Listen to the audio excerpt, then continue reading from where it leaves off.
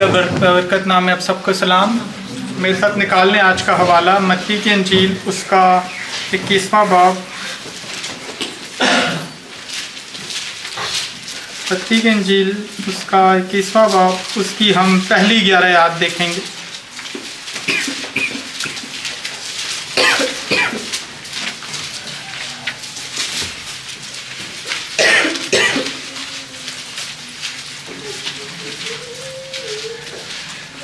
خداوند کے پاک کلام میں جو لکھا ہے، اور جب وہ یروشلم کے نزدیک پہنچے اور زیتون کے پہاڑ پر بیت فگے کے پاس آئے تو یسوع نے 2 شاگردوں سے یہ کہہ کر بھیجا کہ اپنے سامنے کے گاؤں میں جاؤ۔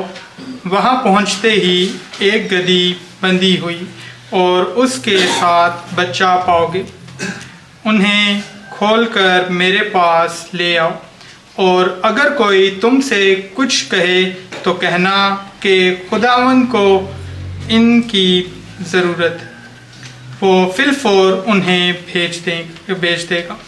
یہ اس لیے ہوا کہ جو نبی کی معرفت کہا گیا تھا وہ پورا ہو کہ سیون کی بیٹی سے کہو کہ دیکھ تیرا بادشاہ تیرے پاس آتا ہے، وہ حلیم ہے اور گدھے پر سوار ہے، بلکہ لادو کے بچے پر۔ پس شاگردوں نے جا کر جیسا یسوع نے ان کو حکم دیا تھا ویسا ہی کیا، اور گدھی اور بچے کو لا کر اپنے کپڑے ان پر ڈالے اور وہ ان پر بیٹھ گیا، اور بھیڑ میں کے اکثر لوگوں نے اپنے کپڑے راستہ میں بچھائے، اور اوروں نے درختوں سے ڈالیاں کاٹ کر راہ میں پھیلائیں، اور بھیڑ جو اس کے آگے آگے جاتی اور پیچھے پیچھے چلی آتی تھی پکار کر کہتی تھی، ابن داؤد کو ہوشانا، مبارک ہے وہ جو خداوند کے نام پر آتا ہے، عالم بالا پر ہوشانا۔ اور جب وہ یروشلم میں داخل ہوا تو سارے شہر میں ہلچل پڑ گئی اور لوگ کہنے لگے، یہ کون ہے؟ بھیڑ کے لوگوں نے کہا، یہ گلیل کے ناصرت کا نبی یسوع ہے۔ آمین۔ تو یہاں پر ہم جو حوالہ دیکھ رہے ہیں وہ یسوع مسیح کی شاہانہ فاتحانہ داخلہ ہے۔ تو آج کا جو ٹاپک ہے ہمارا وہ یہی ہے کہ یسوع مسیح کا شاہانہ داخلہ صلیب کی طرف۔ تو یسوع مسیح جو تھے صلیب کی طرف جا رہے تھے، صلیب کی طرف وہ روانہ تھے، صلیب کے واقعہ کی طرف وہ روانہ تھے۔ تو ہم دیکھ رہے ہیں کہ یہ یسوع مسیح کی زندگی کا زمین پر صلیب سے پہلے آخری ہفتہ ہے، جس کے بارے میں ابھی ہم دیکھنے والے ہیں۔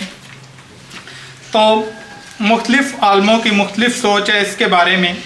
ہم مناتے تو جو ہیں کھجوروں کے تہوار ہیں، پر مختلف عالم کہتے ہیں کہ دراصل یہ جو واقعہ ہوا تھا یہ سوموار کے دن ہوا تھا۔ تو سوموار کے دن ہوا تھا۔ ٹریڈیشن میں جو ہمیں ملتی ہے بات وہ اتوار کے دن ملتی ہے، پر وہ جس طرح سے حساب لگاتے اس سے کہتے ہیں کہ جی یہ جو واقعہ تھا یہ سوموار کو تھا۔ پوائنٹ یہ ہے کہ سوموار کو ہوا تھا، اتوار کو ہوا تھا، یہ نہیں ہے۔ ہم مین جو چیز دیکھنے والے ہیں وہ یہ ہے کہ یہ جو واقعہ ہے یہ بہت ضروری ہے۔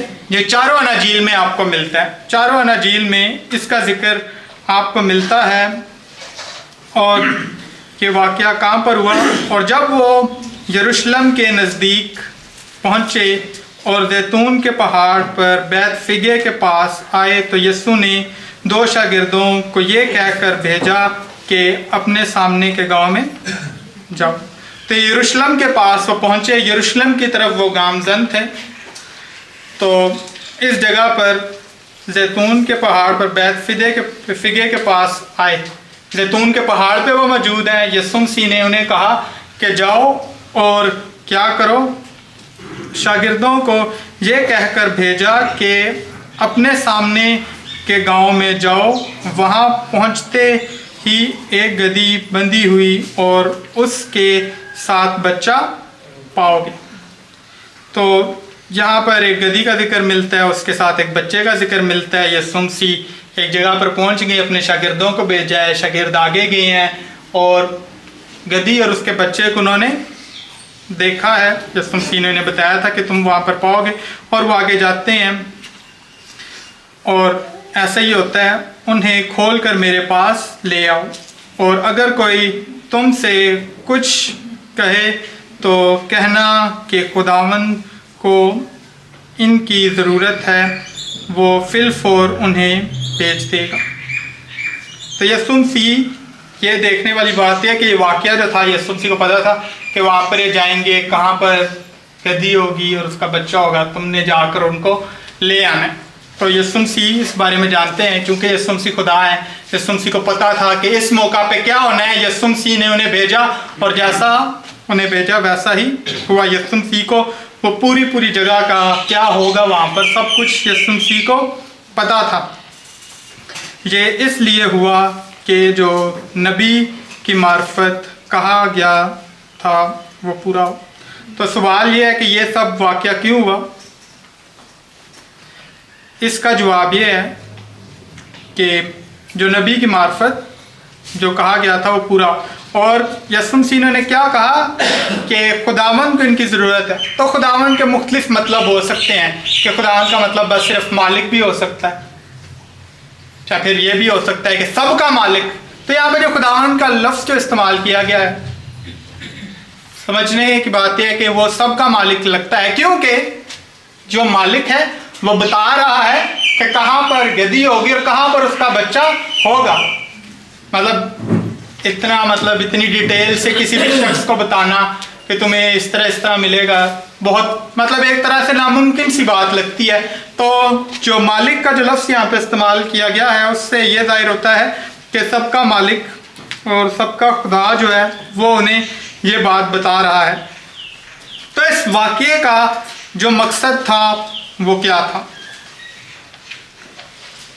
واقعہ کا مقصد ہم لوگوں کو سوچنے کی ضرورت ہے کہ واقعہ کا مقصد کیا تھا۔ تو واقعہ کا مقصد جو تھا وہ یہ تھا کہ پیشن گوئی پوری ہو، یسوع مسیح کے بارے میں جو نبوتیں کی گئی تھیں وہ پوری ہوں۔ اب جو ہے عام طور پہ زکریا 9 باب اور 9 آیت کو لیا جاتا ہے اس کے لیے کہ اس کے پیچھے کی پیشن گوئی جو ہے وہاں پر آپ کو ملتی ہے۔ ہم پڑھ بھی سکتے ہیں زکریا 9 باب اس کی 9 آیت، کوئی بھی اونچی آواز میں پڑھ سکتا ہے۔ جی۔ اے بنت صیون نہایت شادمان ہو، اے دختر یروشلم خوب للکار، کیونکہ دیکھ تیرا بادشاہ تیرے پاس آتا ہے، وہ صادق ہے اور نجات اس کے ہاتھ میں ہے، وہ حلیم ہے اور گدھے پر بلکہ جوان گدھے پر سوار ہے۔ آمین۔ تو یہ یہاں پر ہم ملتا ہے 5ویں آیت میں لکھا ہوا ہے، سیون کی بیٹی سے کہو کہ دیکھ تیرا بادشاہ تیرے پاس آتا ہے، یہ وہ حلیم ہے اور گدھے پر سوار ہے بلکہ لادو کے بچے۔ تو ہمیں یہ جو نبوت ہے یہاں پر پوری ہوتی نظر آتی ہے کہ یسوع مسیح نے اس نبوت کو پورا کرنا تھا، اس وجہ سے یسوع مسیح نے انہیں ایک لادو کے بچے کو لانے کے لیے کہا۔ اور پھر آگے ہم دیکھتے ہیں، پس شاگردوں نے جا کر جیسا یسوع نے ان کو حکم دیا تھا ویسا ہی کیا، اور گدھی اور بچے کو لا کر اپنے کپڑے ان پر ڈالے اور وہ ان پر بیٹھ گیا۔ تو یہاں پر ہم دیکھتے ہیں کہ شاگردوں نے یسوع مسیح کی فرما برداری کی اور گدھی اور بچے کو لائے اور ان پر بیٹھ گیا۔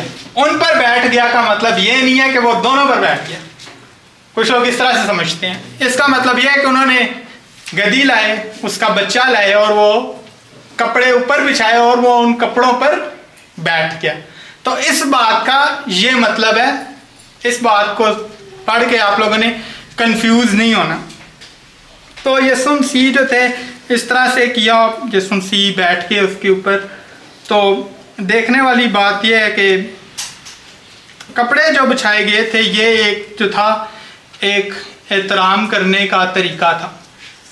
ठीक, पुराने अहदनामे में जो हमें मिलता है, जब बादशाह जो था वो आहब बादशाह जो था उसका वो जो था पूरा बादशाह था, उसकी बीवी थी उसके ज़माने में, वो अलीशा नबी को मारना चाहते थे। तो वो जब मारना चाहते थे तो खुदा ने कहा कि इससे जो है सल्तनत छीन ली जाएगी। तो एक नबी को भेजा गया जिसने जाकर याहू को जो है मसा किया। तो जब याहू को मसा किया गया था तो तब इसी तरह किया गया था कि कपड़े बिछाए गए थे उसके रास्ते में। तो ये उसी चीज़ को जाहिर करता है कि ताज़ीम करने का ये एक तरीका था उस ज़माने में कि जब कोई बादशाह होता था। और फिर लोगों ने कहा कि लोगों ने शोर मचाया कि याहू बादशाह है, कि उसके बादशाह होने का जो है ऐलान किया गया, तब कपड़े बिछाए गए। तो यहाँ पर भी हमें जिक्र मिलता है कि कपड़े जो थे बिछाए गए और गदी और बच्चे को लाकर अपने कपड़े उन पर डाले और वो उन पर बैठ गया। और भीड़ में के अक्सर लोगों ने अपने कपड़े रास्ता में बिछाए और औरों ने दरख्तों से डालियां काट कर राह में फैलाई। अब सबसे बड़ी बात, भीड़ क्यों थी, भीड़ क्यों जमा हुई यहाँ पर, कि भीड़ का मकसद क्या था, भीड़ के आने का मकसद क्या था। उस वक्त में ईद फसा होने वाली थी। क्योंकि ईद फसा होने वाली थी, बहुत से लोग वहां पर आ गए। अब आप सोच सकते हैं कि कितने लोग होंगे। ईद फसा पर जो थे यरूशलेम में लाखों की तादाद में लोग आते थे अपनी कुर्बानियां चढ़ाने के लिए।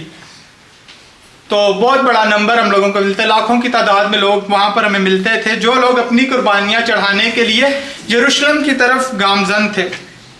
अब यहाँ पे मिलता है बड़ी भीड़ थी, कपड़े बिछा रहे थे और वो जो थे डालियाँ जो थे खजूर की बिछा रहे थे। वो क्यों बिछा रहे थे यसुम मसीह की राह में, ये भी एक सवाल है कि क्यों बिछा रहे थे। क्योंकि यसुम मसीह उस वक्त में बहुत ज़्यादा मशहूर थे। यसुम मसीह ने एक तरह से देखा जाए तो मुल्क में से बीमारी को ख़त्म कर दिया।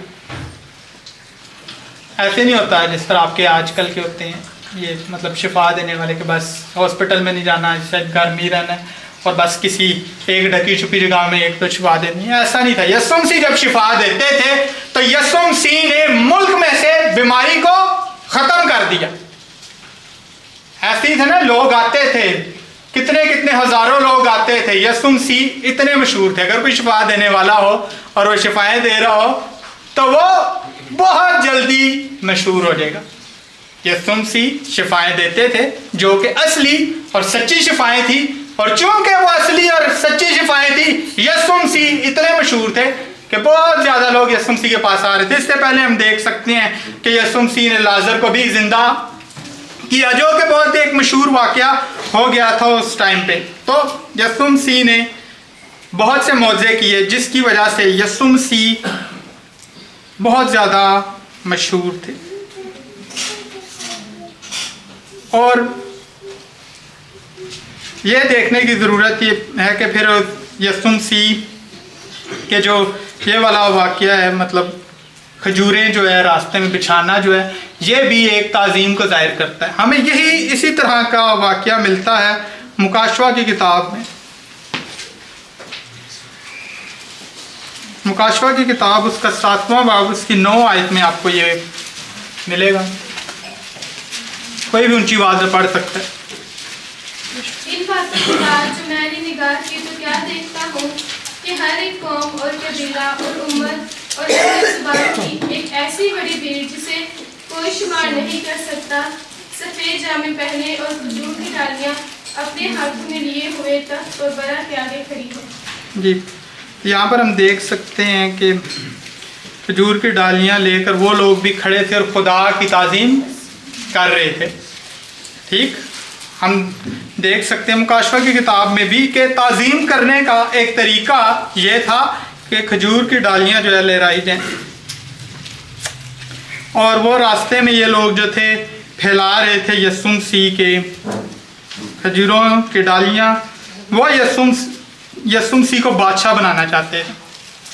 सिंपल सीधी बात है, वो यीशु मसीह को बादशाह बनाना चाहते थे।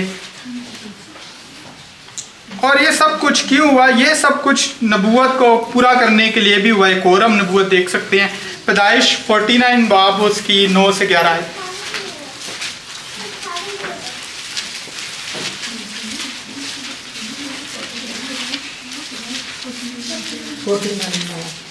यहूदा शेरे बब्बर का बच्चा है। ऐ मेरे बेटे, तू शिकार मारकर चल दिया। वो शेरे बब्बर बल्कि शेरनी की तरह दबक कर बैठ गया। कौन उसे छेड़े? यहूदा से सल्तनत नहीं छूटेगी और ना उसकी नस्ल से हुकूमत का आसा मौकूफ होगा जब तक शेलवा ना आए और कौमें उसके मती होंगी। वो अपना जवान गधा अंगूर के दरख्त से और अपनी गधी का बच्चा आला दर्जा के अंगूर के दरख्त से बांधा करेगा। वो अपना लिबास मैं में और अपनी पोशाक अब अंगूर में धोया करेगा। उसकी आंखें मैं के सबब से लाल और उसके दांत दूध की वजह से सफ़ेद रहा करेंगे। काफ़ी। तो यहाँ पर हम देख सकते हैं कि हमें गधी के बच्चे का जिक्र मिलता है। फिर हमें यहाँ पर मिलता है कि जो उसकी सल्तनत जो है, बादशाह की जो सल्तनत है, वो कभी ना ख़त्म होगी, जो यहूदा की नस्ल से आएगा। तो हमें ये देखने की ज़रूरत है कि यहूदा की जो सल्तनत है क्यों ख़त्म नहीं होगी? क्योंकि यीशु मसीह बादशाह था। ये लोग भी यीशु मसीह को बादशाह बनाना चाहते थे, और दरअसल यीशु मसीह भी बादशाह था। तो लिखा हुआ है, और भीड़ जो उसके आगे आगे जाती और पीछे पीछे चली आती थी, पुकार पुकार कर कहती थी, इब्ने दाऊद को होशाना, मुबारक है वो जो खुदावन के नाम से आता है, आलमे वाला पर होशाना। सिंपल बात यह है कि हमने देखा कि यहूदा की नस्ल से बादशाह आएगा। यहूदा की नस्ल जो है उसकी बादशाह कभी ना ख़त्म होगी। यहाँ पर लिखा हुआ है कि इब्ने दाऊद को होशाना। ये लोग जो आ रहे थे ये कह रहे थे इब्ने दाऊद को होशाना। यहूदा की नस्ल से आना था दाऊद ने, दाऊद की नस्ल से आना था यीशु मसीह ने। ठीक, क्योंकि यीशु मसीह ने दाऊद की नस्ल से आना था, यहाँ पे लिखा हुआ है इब्ने दाऊद को होशाना। जो लोग थे वो समझते थे, जो यहूदी थे, कि दाऊद की नस्ल से आएगा एक, जो आएगा वो मसीह होगा और उसकी सल्तनत कभी ना ख़त्म होगी। वो अमन को कायम करेगा, वो अमन को कायम करेगा ममलिकत में। इसी वजह से वो कहते हैं होशाना कि खुदावंद हमें बचा ले। इसका मतलब ये है। तो वो चाह रहे थे कि ये जो है हमें बचा ले। यीशु मसीह को इससे पहले भी जो है बादशाह बनाने की कोशिश की गई। आप यूहन्ना की इंजील 6 बाब में देख सकते हैं कि यीशु मसीह ने जब लोगों को जो है खाना खिलाया और 5000 से बहुत ज़्यादा लोग थे, तकरीबन 20-25 हज़ार लोग थे।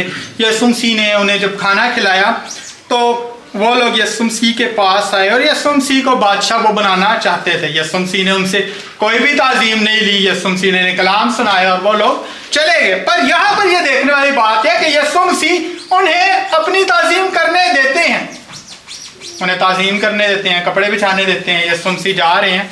इसके पीछे वजह क्या है? खुदा का खादम जो है जॉन मैकार्थर कहता है कि यीशु मसीह ने ये इस वजह से करने दिया क्योंकि यीशु मसीह चाहते थे कि लोग मुझे मसलूब करें। किस तरह? जब ये वाक़या होता है वो लोग यीशु मसीह को बादशाह कहते हैं, तो जो उस वक्त के जो फरीसी थे वो काफ़ी गुस्से में आ जाते हैं। वो लोग काफ़ी गुस्से में आ जाते हैं और यीशु मसीह की जो मौत का काम जो है वो तेज़ हो जाता है। वो चाह रहे थे यीशु मसीह को किसी तरह से ढके छुपे में वो मार दें, पर ये काम तेज हो जाता है और वो वक्त जब सब लोग एक जगह में यरूशलेम में सबसे ज्यादा है, उस वक्त में वो यीशु मसीह को मारने का प्लान बनाते हैं। ईद फसह के लिए बहुत से लोग आ रहे थे। हमने इस बारे में बात की कि लाखों लोग वहां पर मौजूद थे जो यीशु मसीह की ताज़ीम भी कर रहे थे। और लिखा हुआ है कि हलचल पड़ गई, 10वीं आयत में लिखा हुआ है कि सारे शहर में हलचल पड़ गई और लोग कहने लगे ये कौन है। भीड़ के लोगों ने कहा ये गलील के नासरत का नबी यीशु है। तो एक बहुत बड़ी हलचल मच गई, पूरे शहर में शोर मच गया। यीशु मसीह के आने पे लोग यीशु मसीह की ताज़ीम कर रहे हैं। और आगे दूसरी अंजील में लिखा हुआ है कि यीशु मसीह को वो कहते हैं कि इनको चुप करो, पर यीशु मसीह कहते हैं कि अगर ये खामोश हो गए तो पत्थर भी चिल्ला उठेंगे। तो देखने वाली बात यह है कि यीशु मसीह ने ये सब कुछ इस वजह से होने दिया ताकि सलीब का काम इसी हफ्ते में पूरा हो जाए। कैसी बात है, शहर में हलचल मच गई है, लोग आ गए हैं, लोग जमा है यीशु मसीह के पास, ताज़ीम के नारे लग रहे हैं हर जगह पे। पर यही लोग जो हैं यीशु मसीह को मरवाने का भी इरादा करेंगे। हम पढ़ सकते हैं, मैंने जब इसको पढ़ा मुझे बहुत अजीब लगा कि किस तरह से ये लोग जो है यीशु मसीह की ताज़ीम कर रहे हैं। हम पढ़ेंगे यूहन्ना की इंजील 12 बाब,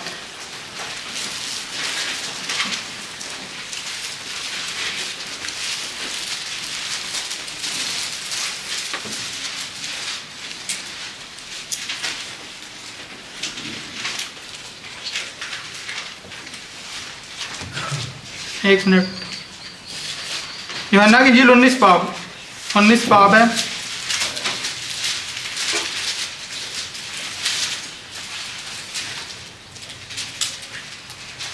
उसकी 14 से हम 16 आयत तक पढ़ेंगे। 19 बाब उसकी 14 से हम 15 आयत तक पढ़ेंगे। कोई भी ऊंची आवाज में पढ़ सकता है। ये फसह की तैयारी का दिन और छठे घंटे के करीब था।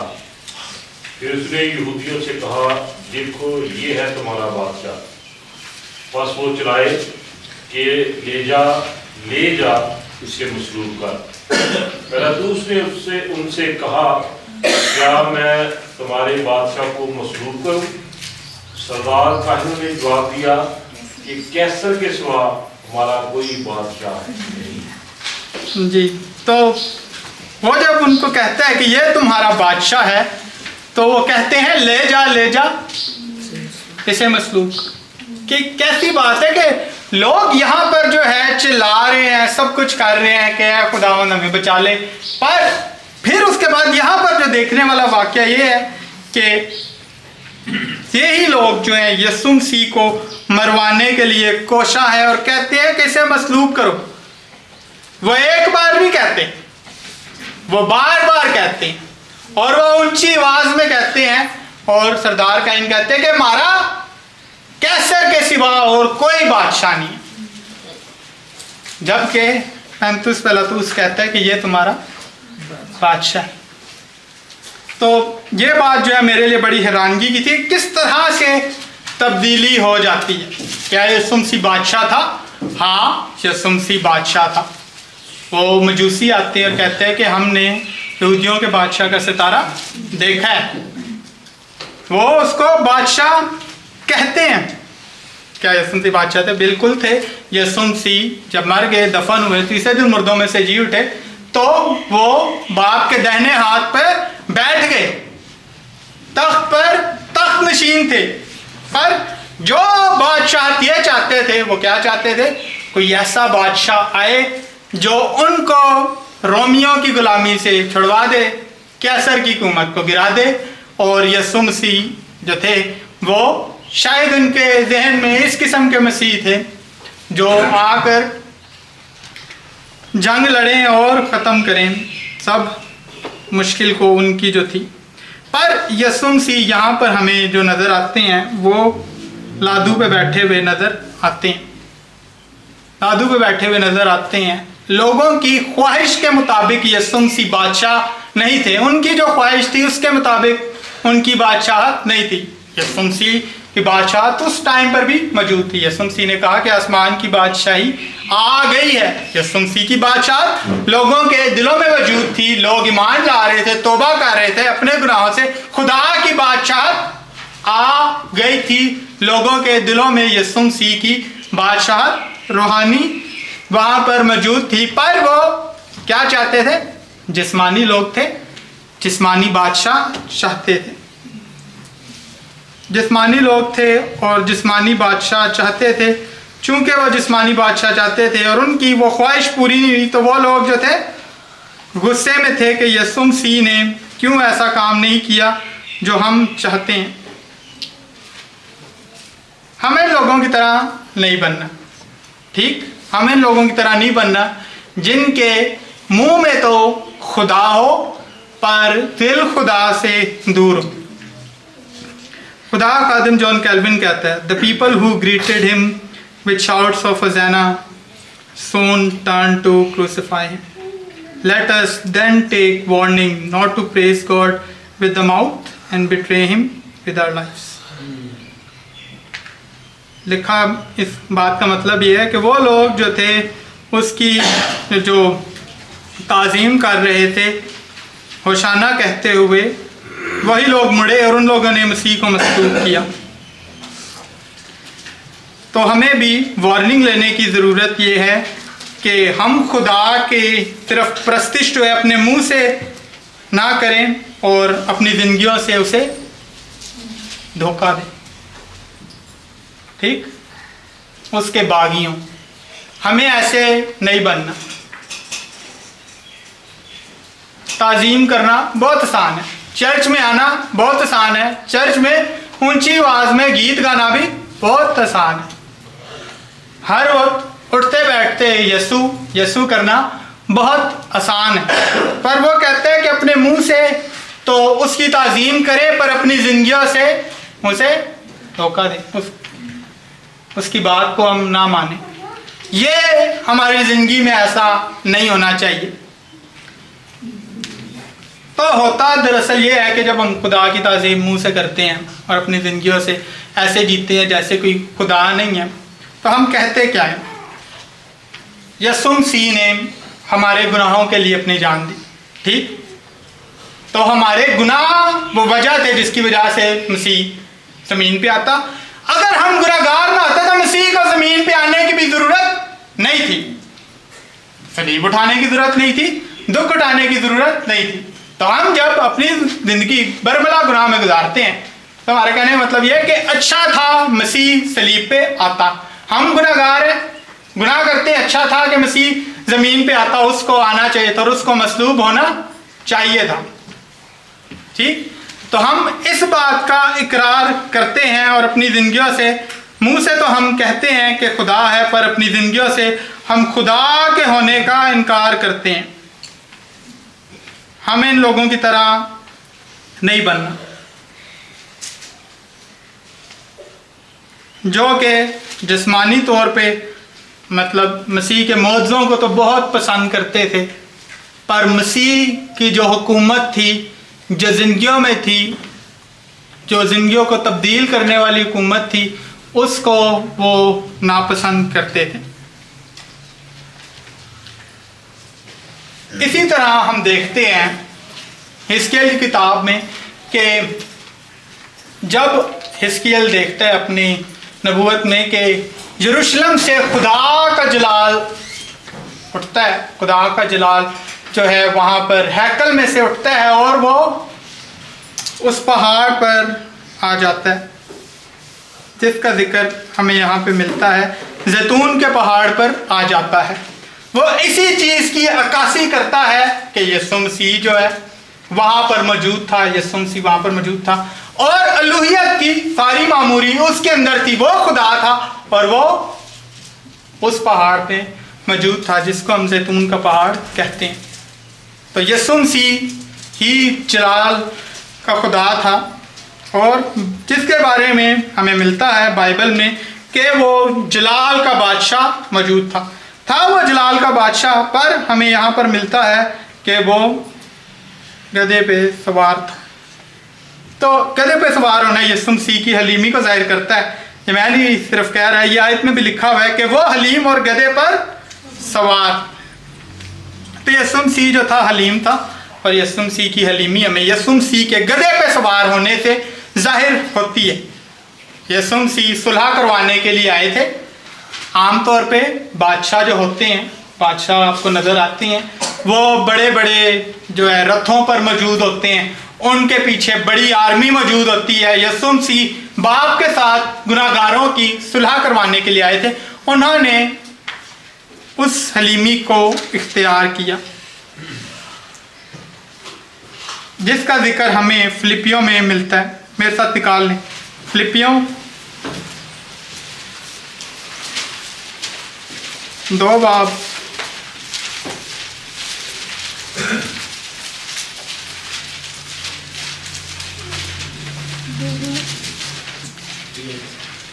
اس کی ہم پڑھیں گے، ہم 5ویں آیت سے پڑھیں گے، 5ویں آیت سے پڑھیں گے 8ویں آیت تک۔ ویسا ہی مزاج رکھو جیسا مسیح یسوع کا بھی تھا۔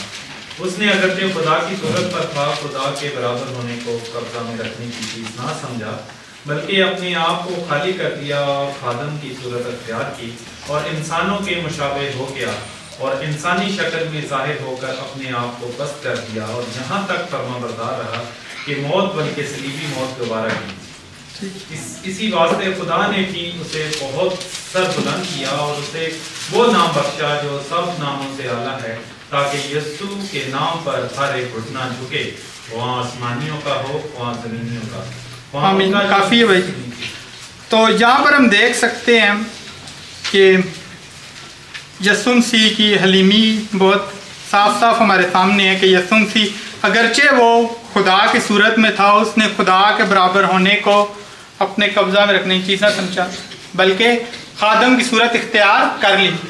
خادم کے لیے یہاں پہ جو لفظ استعمال کیا گیا ہے وہ ڈیلاس ہے۔ ڈیلاس کا مطلب خادم نہیں ہے، خادم سے ایک نیچے لفظ ہوتا ہے، اس کا مطلب ہے غلام۔ تو خادم ہوتے تھے پرانے زمانے میں بھی، مطلب یسوع مسیح کے دور میں بھی، نیا دامے میں بھی۔ تو آپ کو اس ٹائم پہ ملتا ہے یہ دیکھنے کو کہ خادم جو تھے ان کو تنخواہ دی جاتی تھی، وہ بڑے مرتبے کے لوگ ہوتے تھے۔ خادم سے نیچے ہوتا تھا غلام۔ تو یسوع مسیح نے غلام کی صورت اختیار کی۔ تو غلام جو ہے آقا کی مرضی کے مطابق ہوتا تھا، تو یسوع مسیح نے غلام کی صورت اختیار کی اور اپنے لوگوں کے لیے اپنی جان صلیب پر دے دی۔ وہ جلال کا بادشاہ تھا۔ ہم اس کے جلال کے بارے میں بہت سی باتیں کر سکتے ہیں، جس کے بارے میں فرشتے کہتے ہیں قدوس قدوس قدوس، ہر ٹائم اس کی تعظیم چلتی ہے، جس کو کسی بھی چیز کی کمی نہیں تھی۔ اگر وہ اس زمین پہ نہ آتا اور خدمت نہ کرتا، اپنی جان صلیب پہ نہ دیتا، تو پھر بھی اسے کوئی بھی کمی نہیں ہونی تھی، نہ اس کے جلال میں کوئی کمی آنی تھی، نہ اس کے خدا آنے میں کوئی کمی آنی تھی، اور وہ ہمیں اپنے گناہ میں مرنے دیتا، تو خدا کو پھر بھی کوئی یہ نہیں کہہ سکتا تھا کہ اس نے غلط کیا، کیونکہ اگر وہ ہمارے گناہ کی ہمیں سزا دیتا تو سیدھی سی بات ہے انصاف پورا ہوا، برے کو برے کام کی سزا ملی۔ ہم گناہ گار ہیں، خدا ہم سب کو انصاف دیتا، تو خدا کے حق میں یہ بڑی اچھائی کی بات ہونی تھی، پر خدا نے کیا کیا؟ بیٹے کو بھیجا۔ بیٹے نے خادم کی صورت اختیار کی۔ جلال کا بادشاہ، جس کا جلال کے بارے میں لکھا ہوا ہے کہ وہ آسمانوں کے آسمانوں میں نہیں سماتا، اس نے اپنے آپ کو ایک جسم میں بند کیا اور زمین پر آ گیا اور انسانی شکل کو اختیار کیا ہم جیسے گناہ گاروں کے لیے، اور کس حد تک اپنے آپ کو حلیم کیا؟ صلیب کا دکھ اٹھانے تک جو ہے اس نے اپنے آپ کو حلیم کیا۔ تو عام طور پہ بڑا جشن منایا جاتا ہے، کھجور کی ڈالیاں لے کے پھرا جاتا ہے۔ مطلب بری بات نہیں ہے کہ کھجور کی ڈالیاں لے کر جلوس نکالا جائے، ہم نے دیکھا مکاشفہ کی کتاب میں بھی اس طرح ہوتا ہے، پر جو لوگ وہاں پہ کر رہے تھے، اگر آپ ان لوگوں کے بارے میں سوچیں کہ وہ لوگ کس وجہ سے کر رہے تھے کھجور کی ڈالیاں، ان لوگوں نے کیوں پکڑی تھی اور وہ کپڑے کیوں بچھا رہے تھے، وہ بس ان کی خواہش جو تھی جسمانی ہی थी, उनकी ख्वाहिश जिस्मानी ही थी। हम ऐसे नहीं होने चाहिए। हम उन लोगों की तरह नहीं होने चाहिए जो जुलूस तो निकालें और ऊंचे होशाना के नारे तो मारे, पर अपनी जिंदगी से खुदा के खुदा होने का इनकार करें, खुदा को खुदा ना माने, इस चीज को ना माने कि वो हमारी जिंदगी का मालिक है, उसके फर्मा बरदार ना हो। नारे ऊंचे मारने से कोई फर्क नहीं पड़ता। ऊंचे नारे से कोई भी बंदा जो है आसमान की बादशाही में दाखिल नहीं होगा। मसीह पर ईमान लाने से लोग खुदा की बादशाही में दाखिल होते हैं, और ईमान का सबूत है आपके काम। अगर आपके काम तब्दील नहीं है, आपकी जिंदगी तब्दील नहीं है, तो आप भी इन लोगों की तरह ही हैं जो लोग ऊंचा नारा तो मारते हैं पर उनकी जिंदगियां खुदा से दूर है, जिनके बारे में लिखा हुआ है कि होठों से तो मेरी ताजीम करते हैं पर इनके दिल मुझसे दूर है, इनके दिल मुझसे दूर है। हमें अपनी जिंदगी पे गौर करने की ज़रूरत है। बाइबल कहती है कि आजमाओ कि तुम ईमान में हो के नहीं। तो अपनी ज़िंदगी पे हमें गौर करने की ज़रूरत ये है। कलाम सुनाने का मकसद ये नहीं है कि आप जो है बस कि आपको मैं बुरा महसूस करवाऊं, कि आप लोग बुरा लगे आप लोगों को। कलाम सुनाने का मकसद जो है ये है कि जो कलाम की सच्चाई आप समझे, हम सब अपने दिल की छानबीन करें कि हम क्या खुदा के जलाल के लिए जीते हैं कि नहीं, क्या हमारी कोशिश है खुदा के पीछे चलने की कि नहीं।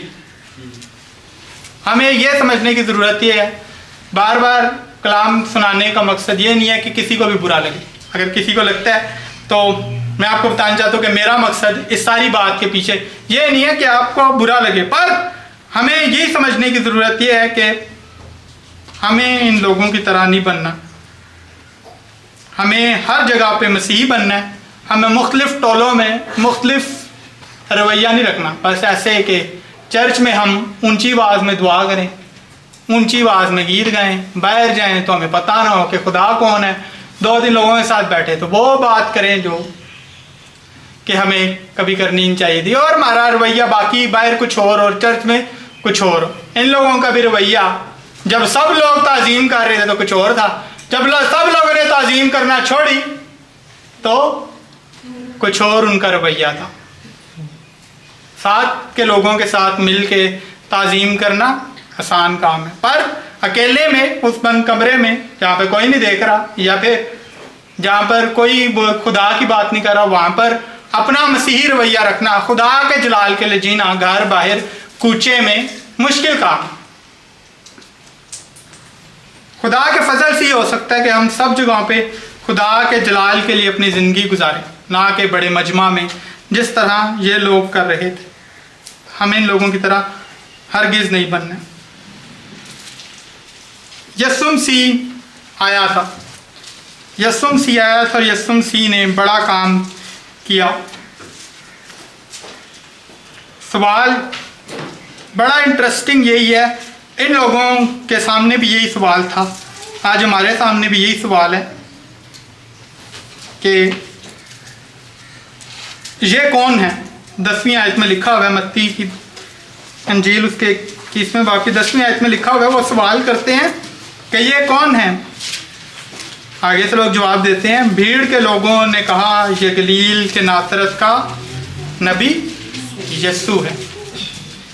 तो हमने इससे पहले भी ये बात कर चुके हैं, अभी फिर बात करते हैं कि हमारी ज़िंदगी के सबसे बड़े सवालात में से फिर सबसे अहम सवाल हमारी ज़िंदगी में पूछा जा सकता है यही है कि यीशु कौन है।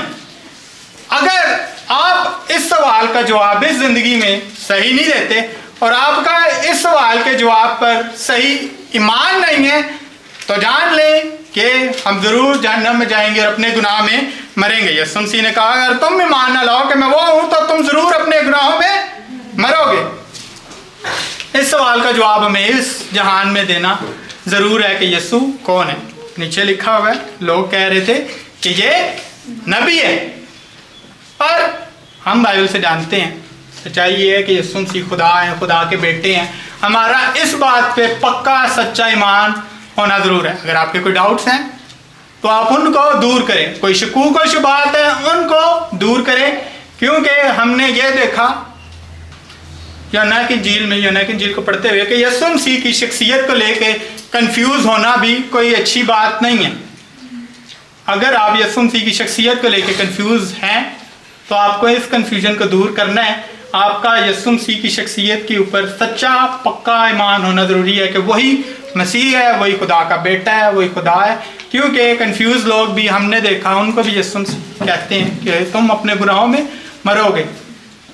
کیوں مرو گے؟ کہ تم ایمان نہیں لاتے ہو کہ میں وہی ہوں, ٹھیک, کہ میں مسیح ہوں, میں خدا کا بیٹا ہوں. تو ہمارا اس بات پہ پکا سچا ایمان ہونا ضرور ہے. باہر بھی جائیں گے بہت سے لوگ ہیں جو آپ کو یہی جواب دیں گے کہ یہ ناصرت کا نبی یسوع ہے. بہت سے لوگ آپ کو یہ کہتے ہوئے ملیں گے, ہزاروں لاکھوں کی تعداد میں ملیں گے, آپ کو آتے جاتے لوگ ملیں گے کہ یسوع مسیح صرف ایک نبی ہے. اور یہ لوگ یسوع مسیح کو صرف ایک نبی کہہ رہے تھے ادھر, وہی لوگ یسوع مسیح کو اس کے بعد مارتے, مطلب ماروانے کے لیے بھی تیار ہیں. ٹھیک ہے, مروانے کے لیے بھی وہی لوگ تیار ہیں جو یسوع مسیح کو یہاں پر صرف ایک نبی کہہ رہے تھے. تو ہمیں ان لوگوں کی طرح نہیں بننا. ہمارا یسوع مسیح کی شخصیت کے اوپر سچا اور پکا ایمان ہونا ضرور ہے کہ یسوع مسیح ہی خدا ہے اور یسوع مسیح ہی خدا کا بیٹا ہے. پھر اس کے بعد ہم دیکھتے ہیں یسوع مسیح آئے, مطلب یسوع مسیح نے بڑی حلیمی کا مظاہرہ کیا, لادو پہ سوار ہے, خدا باپ کے ساتھ ہمارا میل کروانے کے لیے آئے ہیں. ہم گناہ گار لوگ ہیں, خدا کی محبت کیسی بڑی ہے کہ مسیح آ گیا, مسیح نے کیسی حلیمی اختیار کی. اب یہ ہم نے دیکھ لیا. یسوع مسیح کی ہم ایک اور آمد کے بارے میں بات کرتے ہیں. یسوع مسیح آئے, دوسری آمد کے بارے میں یسوع مسیح کی ہم دیکھتے ہیں. مکاشفہ کی کتاب پہلا باب اس کی 4 سے 7 ہے. کوئی بھی اونچی آواز میں پڑھ سکتا. یوحنا کی جانب سے ان 7 کلیسیاؤں کے نام جو آسیہ میں ہیں, اس کی طرف سے جو ہے اور جو تھا اور جو آنے والا ہے, اور ان 7 روحوں کی طرف سے جو اس کے تخت کے سامنے ہیں, اور یسوع مسیح کی طرف سے جو سچا گواہ اور مردوں میں سے جی اٹھنے والوں میں پہلوٹا اور دنیا کے بادشاہوں پر حاکم, اور تمہیں فضل اور اطمینان حاصل ہوتا رہے, جو ہم سے محبت رکھتا ہے اور جس نے اپنے خون کے وسیلہ سے ہم کو گناہوں سے خلاصی بخشی اور ہم کو ایک بادشاہی بھی اور اپنے خدا اور باپ کے لیے قائم بھی بنا دیا.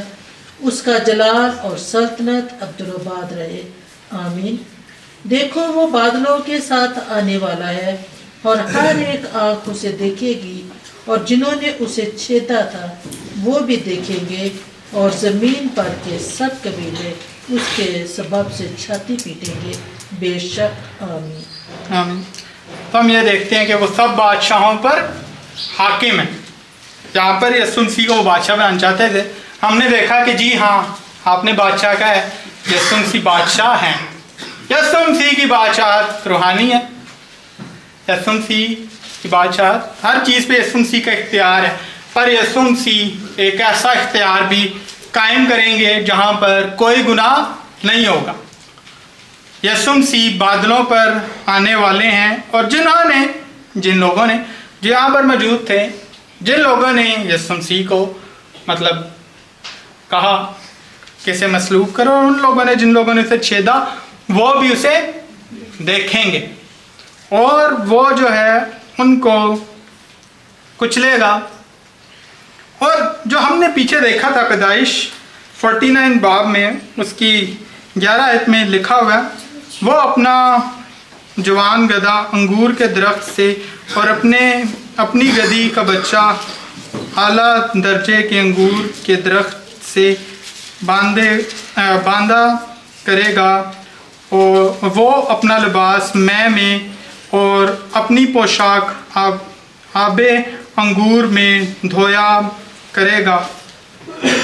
تو یہاں پر یسوع مسیح کے لباس کے بارے میں لکھا ہوا ہے کہ وہ آب انگور سے اپنے لباس کو دھویا کرے گا. مکاشفہ کی کتاب میں آپ کو ملتا ہے کہ خدا کے غضب کا حوض جو ہے اس میں अंगूर डाले जाएंगे और वो उन्हें रो देगा, और वहां पे लिखा हुआ है कि उनका खून घोड़ों की लगामों तक जाएगा, उनका खून घोड़ों की लगामों तक जाएगा।